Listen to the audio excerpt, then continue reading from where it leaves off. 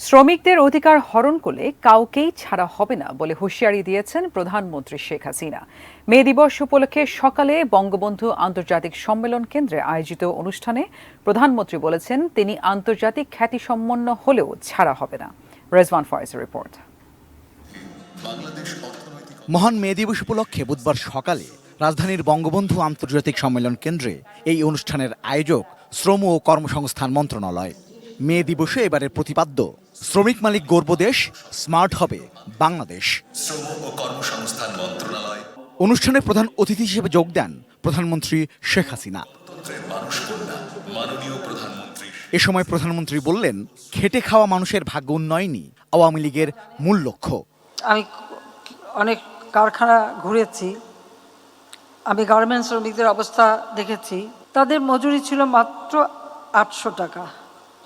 একজন মালিককে জিজ্ঞেস করলাম যে এই 800 টাকা একটা মানুষের জীবন চলে কিভাবে।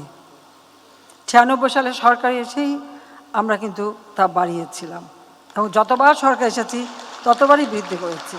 শেখ হাসিনা বলেন, ন্যায্য অধিকার থেকে শ্রমিকদের কেউ বঞ্চিত করলে তাকে কোনো ছাড় দেয়া হবে না, তা সে যতই ক্ষমতাবান হোক না কেন।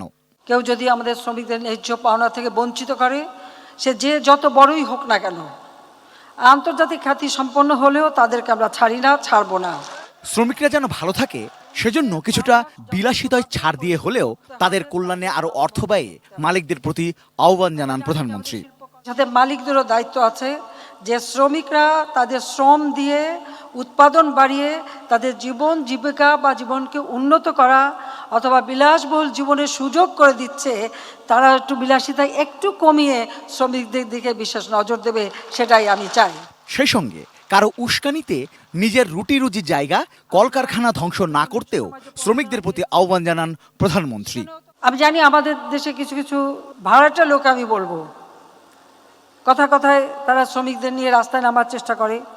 এখন যে কারখানা আপনার ভাত কাপড়ের ব্যবস্থা করছে, কাজের ব্যবস্থা করছে, জীবন জীবিকার ব্যবস্থা করছে, সেই কারখানা নিজেরা যদি ধ্বংস করতে চান, ভাঙাচোরা আগুন দেওয়া বা এই ধরনের কাজ করেন, তাহলে ক্ষতিকার হচ্ছে, নিজের ক্ষতি হচ্ছে, পরিবারের ক্ষতি হচ্ছে, দেশের ক্ষতি হচ্ছে, মালিকদেরও ক্ষতি হচ্ছে। এ সময় 3টি ক্যাটাগরিতে বিভিন্ন সময় নিহত ও ক্ষতিগ্রস্ত শ্রমিক ও তাদের স্বজনদের হাতে আর্থিক অনুদানের চেক তুলে দেন প্রধানমন্ত্রী শেখ হাসিনা। Rezwan Foyez, ATN News, Dhaka.